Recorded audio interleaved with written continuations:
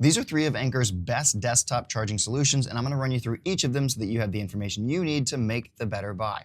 This will be linked down below as number 1, this will be link number 2, and this will be link number 3. So if you're wondering which one to get, that's how they will go, and I'll mention that again in a second. So we'll go ahead and start with link number 3 because this is the most basic.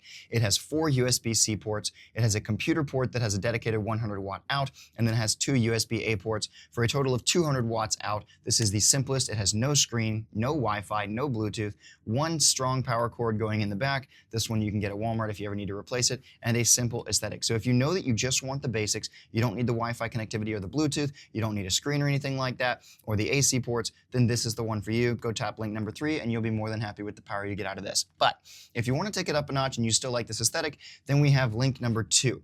This one has 2 USB-A ports on the side, 4 USB-C ports. It does not have any AC ports. It does have the same power out the back, but it also comes with Wi-Fi and Bluetooth connectivity where you can go into the app and change some settings. You also have this knob that lets you see what's going on the screen. So if I rotate through this, you can see, we'll go through just a couple of these. It's showing us the different USB-C ports, and there are settings at the very end that we can see. And if I click on any one of these, it will show me the volts and the amps going out plus the watts, all right? And you can cycle this on or off and set a schedule for this. This one allows you to set schedules in the app, which I'll show you guys in a second, so you can see the comparison between this one and this one, link number 2 and link number 3.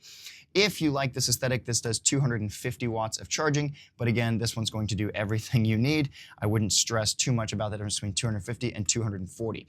The big difference here for link number 1 is if you want the AC ports. This might be a really good reason to go with the link number 1. You do get a very proprietary charging cable, so make sure you never lose that. But this guy pops out when you plug stuff in, which I thought was pretty cool, and you have these buttons that let you turn on or off the power to it. You also get a little display screen, plus 4 USB-C ports, 2 USB-A ports, and then a button that lets you rotate through that display so that you can see what's going on. So if I go here and I click on this, you can see we've got USB-C1, C2, and then we have the USB-A ports down below to let you know where power is going. If I tap it again, it'll show us the volts and the amps. And that's what you're getting on the device. One more thing I should mention is that this one does allow you to have a clock face. If you think that that's important to you, you could have a little clock on your desktop, and you have to connect to Wi-Fi to set all that up, but it's not a big deal. And then you have a nice little time management system, maybe, if you're someone that needs that. Now, both of these connect to the app, and they both allow you to schedule the power that is going out of them, which I thought was pretty cool.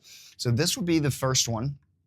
This is going to be the link number 1. You can see it shows it in the app. We got a nice little graphic there, and then we have a little demonstration of the outputs coming out of this. So C1, C2, A1, A2, and then if I scroll down, you can see the total watt output, and you can change the power for the AC1 and AC2, and then the USB-C 1, 2, 3, and 4. It does not look like we can control anything for the USB-As, which doesn't really matter, and it's nice that we can do the ACs. If I tap on the power schedule, you can see that I can now change the power schedule to power on, power off.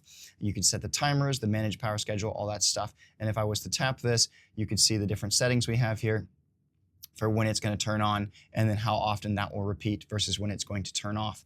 So that's pretty cool. I like that the way that they've given us the ability to do that kind of makes sense. And then if I tap this one, you can only connect to one at a time. It's going to say that it's disconnected. I'm going to hit back to home, and then it's going to switch over to the 250 watt one.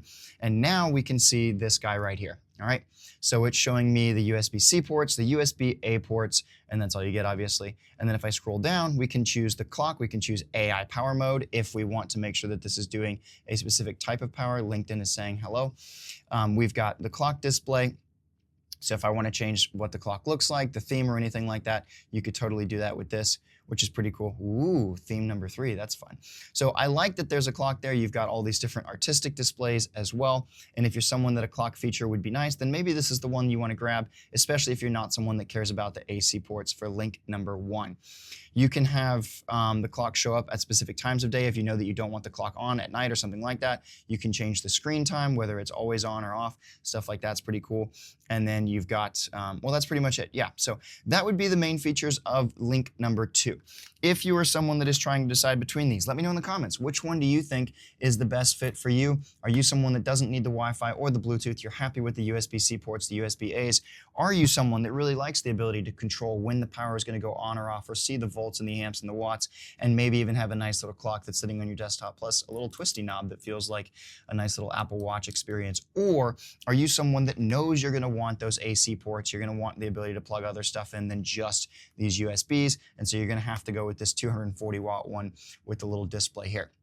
Me personally, I don't think the displays are that important unless you really want the clock feature. I think the best part is that because both of these have the Wi-Fi connectivity, you're going to be able to set when you want these things to power on or off, which takes away a little bit of the extra thinking for it, maybe lets you let your device take a break, or if you have lights that you want to plug in, which I really like, lights or a sound system or something like that, you can have these turn on automatically and then the light comes on, and that's kind of a nice feature. So if you're someone that is thinking about getting one of these, those would be the main differences. I hope this helped you. Again, even if you don't buy one of these, I'd really appreciate it if you liked the video just to support the channel, because I'm trying to make this a business and help other people make the better buy by giving you the information you need on the stuff that you want. So let's rise with the tide, and I'll see you on the flip side.